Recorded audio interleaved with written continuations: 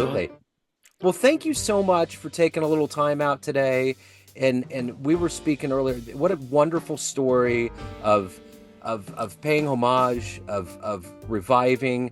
I just can't imagine spending your whole life on stage, recording and doing everything that you've done, and having it all come to a retirement close. That had to have been a shock.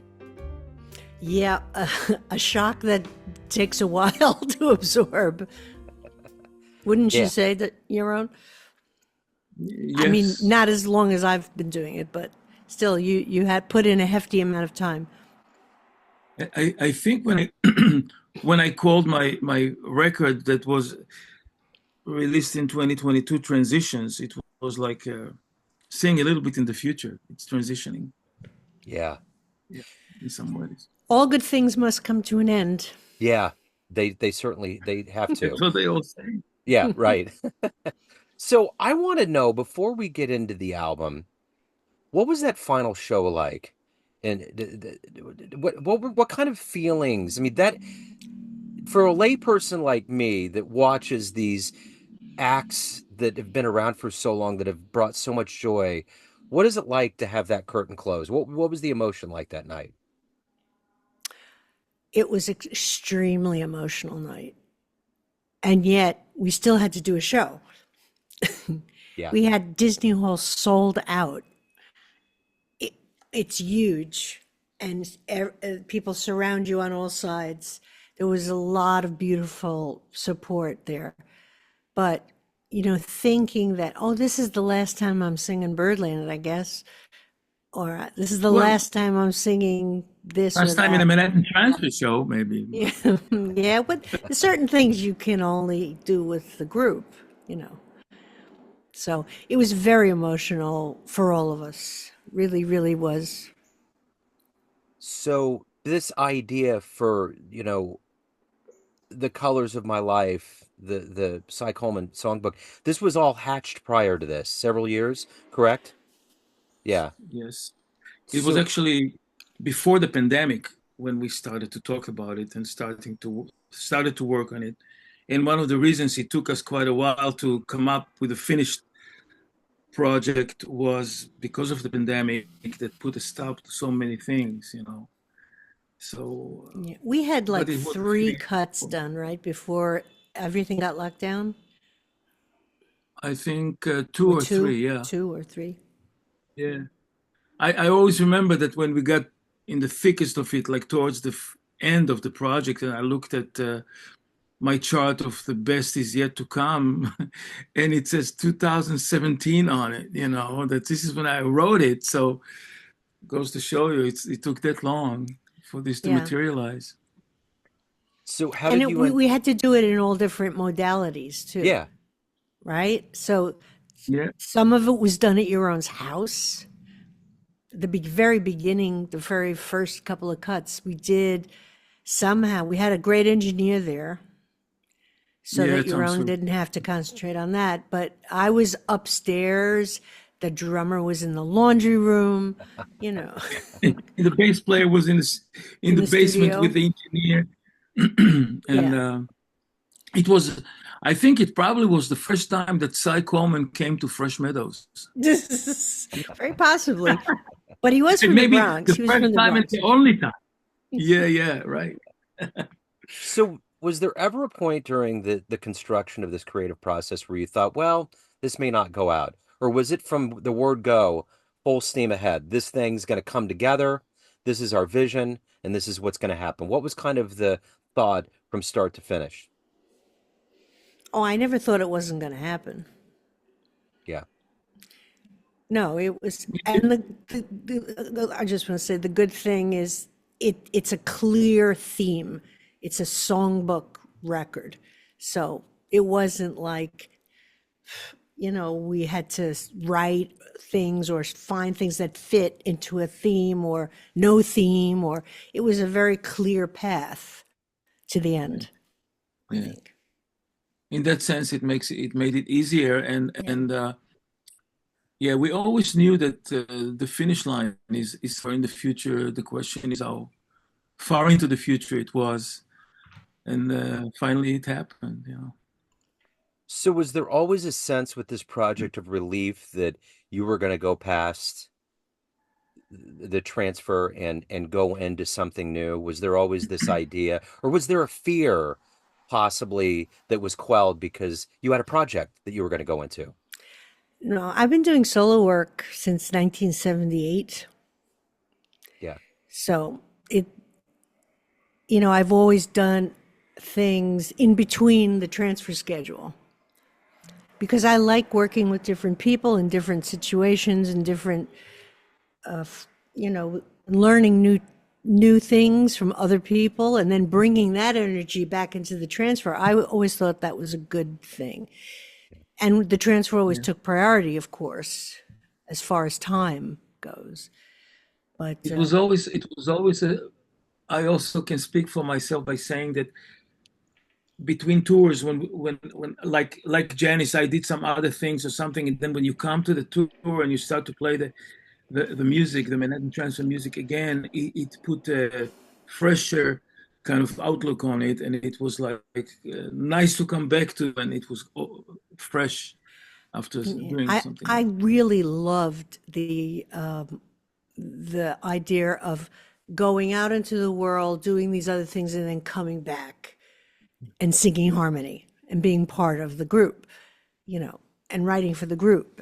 So I love that to me was a great balance musically for me because I love singing harmony Yeah. too. So, but now that there is no more touring, it's like the doors are flung wide open. Yeah. So. So what is the magnetism of your duo, of your combo here to go for this project and to make this album? What works between you two?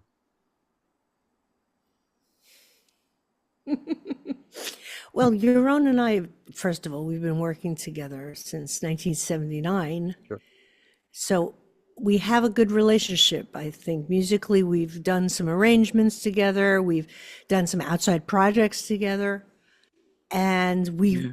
at the catalyst, I think, for this was that we both realized we both worked with Cy Coleman, Yeah. each in a different way. That's how it came about in the conversation, talking about this, and that's why saying, hey, well, why won't we do a project honoring homage to him since we both were working with him personally. Yeah. So talk to me about Cy Coleman. Talk to me about why he's so special and talk to me about what it was like to put your spin on and to kind of honor his work. Go ahead, Yaron. Okay, well, um, it was 1981 when I got a call from him to meet him in his office in New York, and basically what he wanted me to do, I'm sorry, is write vocal arrangements for this up and coming show he was working on, City of Angels.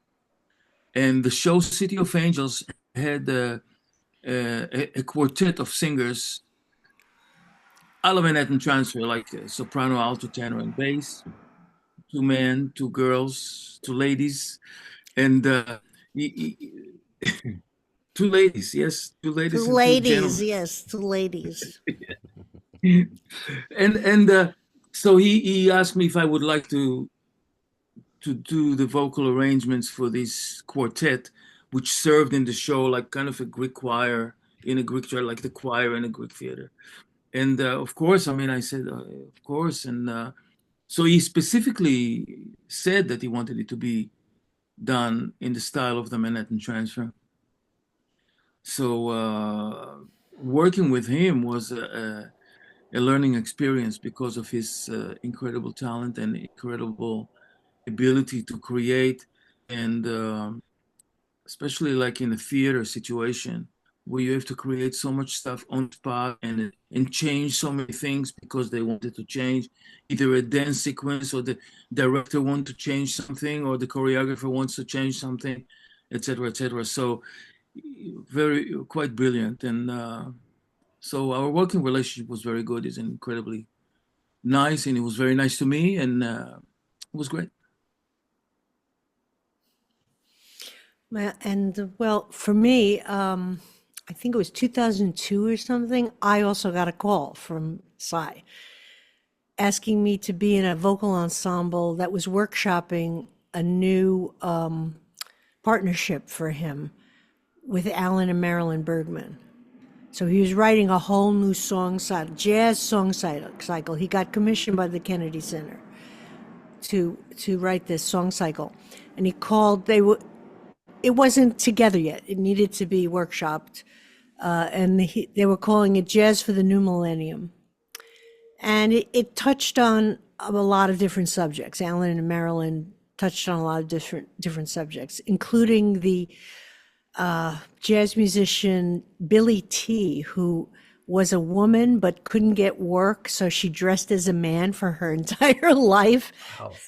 So there was a book out about him.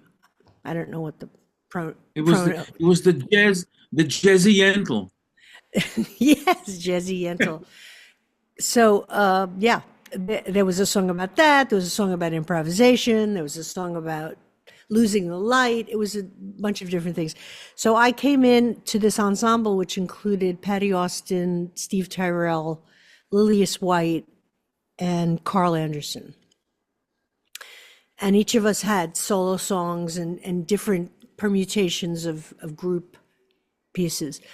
And I didn't sing it, but I heard there was a duet that Patty and Steve did called "Being Without You," and I just kept that in my little memory bank. I said that is a killer diller song, and I'm gonna do it someday. So actually, that ended up being on this record. So anyway, that's how I would go to Cy's house for rehearsals. He went over the material with me. And then he was delightful. He was really very all business, very musicianly, really involved in every aspect of how the music was being put together and the song interpretation. And he and Marilyn and Alan were actually on stage during the performance, like a panel, sort of narrating the show, which was great because all we had to do was sing. We didn't really have to tie this show together. But I think that was the last batch of new stuff he wrote. Wow. So that's how, and I would occasionally throw in witchcraft for a solo show, like with a duet with a bass player was really nice. But then I recorded, and I didn't even know it was a Cy Coleman song, but my producer at the time, Joel Dorn, suggested I do this tune that he loved from Joe Williams called "My, How the Time Goes By." And I really loved it. And I recorded it and I did all these harmonies. And then I found out it was Cy Coleman's tune. So I got to know, going a little bit down a nostalgic route here, during your final show, there's probably a chance, and you may never know this, that you've launched all kinds of careers because you inspired someone young in the crowd. So I want you to go back in your life to the very beginning. Walt, when you were just a seedling before you became legendary, what, right? I really believe, I believe it. So what was the first show that you saw where you thought, I want to be up there. I want to do that. That's my life. That's where I want to go. For me, it wasn't about performing. I never saw anybody on stage and said, "Oh, I want to do that on stage." It was about the music. That's what captivated me. So, when my idols when I was growing up, Peter, Paul, and Mary. I loved Barbra Streisand's voice, the Beatles, Motown. The pop music. Really, I'm a pop singer. Yeah. It's the pop music of my time. Yeah. And I grew up with some great music too. The whole scene that was happening in Southern California, which is why I named my group Laurel Canyon. Yeah. Yeah. Joni Mitchell and Crosby, Stills and Nash and all of the songwriters, because I was writing songs too and playing guitar. So That was my. I didn't start listening to jazz till college, and then just listened Yeah. really to instrumentalists mostly. Yeah. How about you? Johnny Mitchell, I just realized that both sides now, there's only one chord. Oh, The one whole chord. song, one chord. Life on both sides now. All the whole song is G flat major. Really? Yeah. That's not possible. It is. Check it out. I will check it out. The, I the way will. she plays it on the guitars. Okay. The whole Well, song she's is got that one chord. open tuning. That was another thing. I love the guitarists that use the open tuning. Richie Havens, who had the Yeah. percussive, that very percussive style, and Joni Mitchell, who changed the tuning. She made up like these new chords. Yeah. It was unbelievable. Yeah. So what about live shows? What are you going to do to promote the album? Well, we're doing shows. We're doing shows. We Yeah. played at the record was the release party was at Birdland, and we played the Blue Note last week and a half ago. Yeah, Yeah, Janice, you want- we're just starting. We're going to the West Coast very soon, next week, for 4 shows, and then the Midwest, a couple of shows in the Midwest. Then we're going to Switzerland for a week, and we Then we go toured to in Europe over the summer.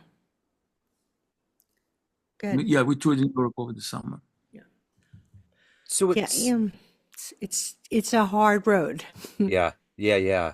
So it seems like, we've been out of this COVID period for a little while, but it really did kind of knock the wind out of all of us. So what do the crowds feel like? Has the luster still been there? Has there been this? Because when everybody came back, there was this feeling, this vigor. Are you still feeling that vigor? What's your feeling now that we've kind of been out of, lockdown and we're back at it? How are you feeling about it? I think people appreciate live music a bit more, maybe, because we didn't have it. Great energy from people. It's yeah. Mm. I in the beginning, truly in the beginning, it was even more because the sense of release and being together in a place that you can sit next to somebody and you can enjoy and breathe, and all that in public next to somebody else. And on top of it, hearing the music was like an incredible feeling. And it's a lot of great energy that I feel coming out from the audience. I know. I feel it too. I feel just there's a little more appreciation for Yeah. being able to do that. Yeah. And certainly as a performer, I'm grateful, more grateful for the audience being there. Because I don't know I think about you, but I cannot listen to music on a tiny screen, live stream thing. No thanks. That's Yeah. what I wanted to say, that in an age that so much listening is in front of a small screen, and the streaming and watching music either on YouTube or watching it on your phone or listening to a video or a reel on Facebook or whatever, all of a sudden when you hear music live, it's like listening to classical music. It's like something that it's always going to be there. It's like something that is always alive and always valid, and you appreciate it even more, especially since like there's so much listening going on, not live. So the live aspect of it is a great feeling. Well, the thing about it Saying is, no, go ahead.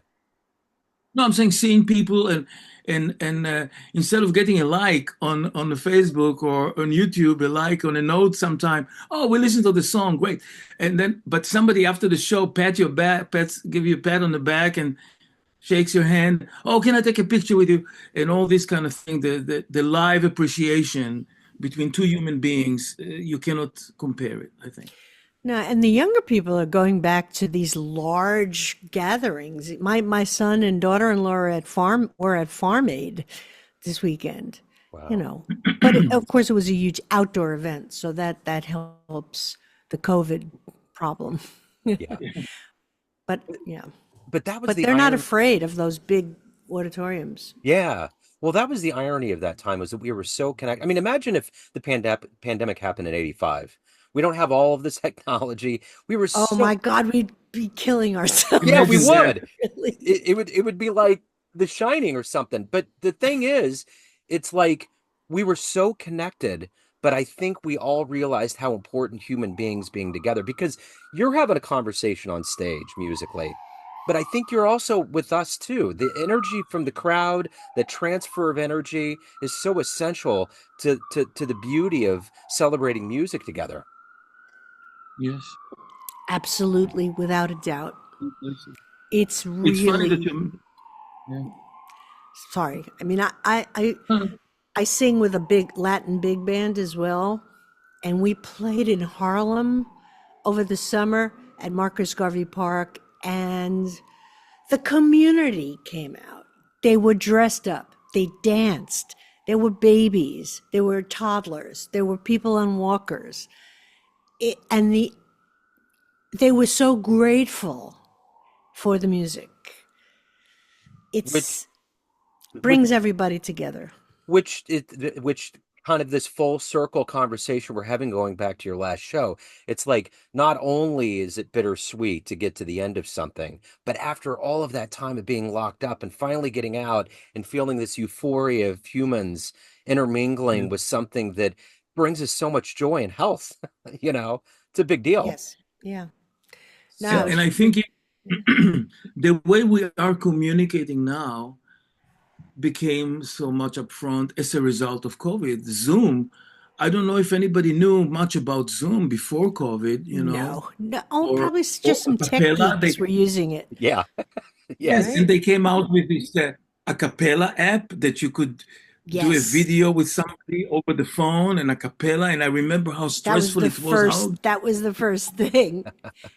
And Yes, it and was then so okay, so hard then to people, figure out. and then people, all of a sudden, I find myself learning how to edit a video on iMovie, which is like, man, I remember when the ARP 2600 came out, the analog synthesizer with the cables that you plug in to get a sound. And all of a sudden, I'm doing editing on iMovie and putting together a video of Janice and myself and making it in sync. So it was a pretty incredible. Well, we all learned. Actually, there were in my life a few really cool things that happened. I learned how to record myself at home. I got back in touch with my home studio and really Me buckled too. down and learned how to do it and send vocal stems and mix. And I taught at NYU on Zoom as well for 2 years. And But we taught them how to record. yeah, before but COVID, and I'm sorry, oh no, you're before good. COVID, I had two records, solo records that were out. Um, Personal Notes and State of Mind. I had two records.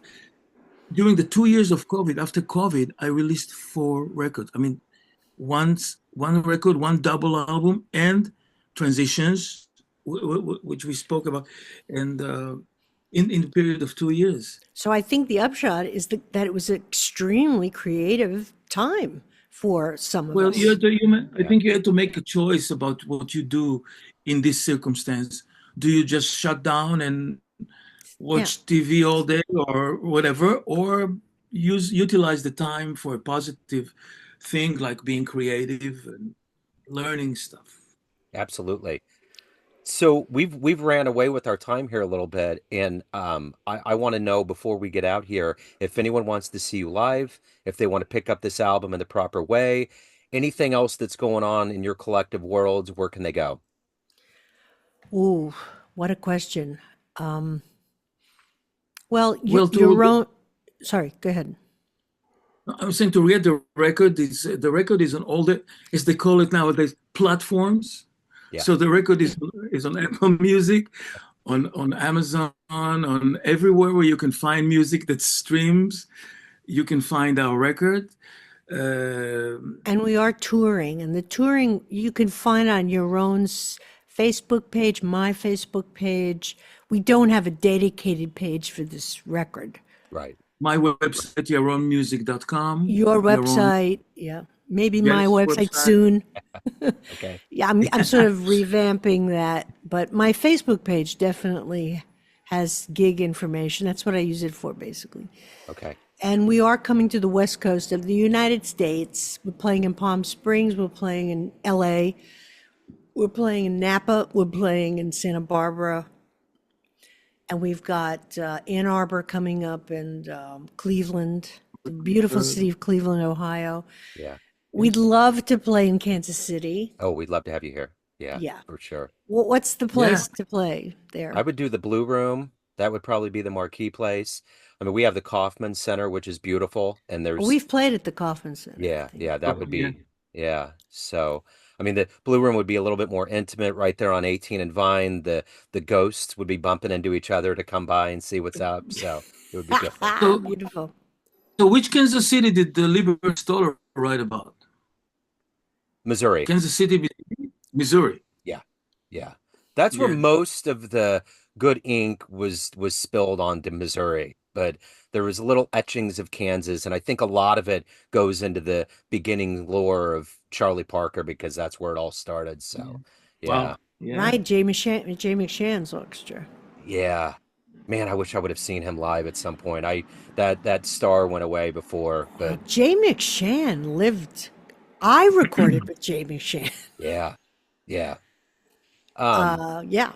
And He did a Aladdin. record you- called New York Big Apple Bash. That Yeah. was it. Yeah. Yeah. I remember it. You were No, that was 5 years old then. Yeah, that was a roaring time. You know, there's been so many incarnations of movements that have gone through, and Jay was really kind of that bridge between Charlie Parker and the New World, and really kind of bridged. And I mean, that's what jazz is all about. It's all about keeping that fire glowing, and there's such a beauty in the older generations leading to the new. It's just such a wonderful arc. Yeah, it's lovely. I love to see older musicians mentoring or playing with younger musicians. It creates a really nice, respectful fusion of things. And it's, yeah, we're all standing on the shoulders of giants. We are. For sure. And I think it can be said also about, I mean, to me, it's like when you compare it to classical music is in a way the same, because the music that was written in the 1800s, 1700s, young kids in high school, college, played, and orchestras, young orchestras, and like the tradition goes on. Yeah, it certainly does.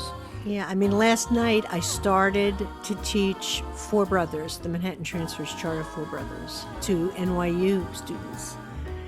And they were like, oh, we'll never get this. We'll never get this. I said, let's just speak the words first. Let's speak the words in rhythm, Yeah. So it means they have to listen to big band music and see how a sax section, articulates together and blends together, and it opens up a whole knowledge, for them. Absolutely. This has been wonderful. Thank you so much for taking some time out today to be gracious enough to talk about the album and your life and music. So thank you. I appreciate it. Thank you, Joe. So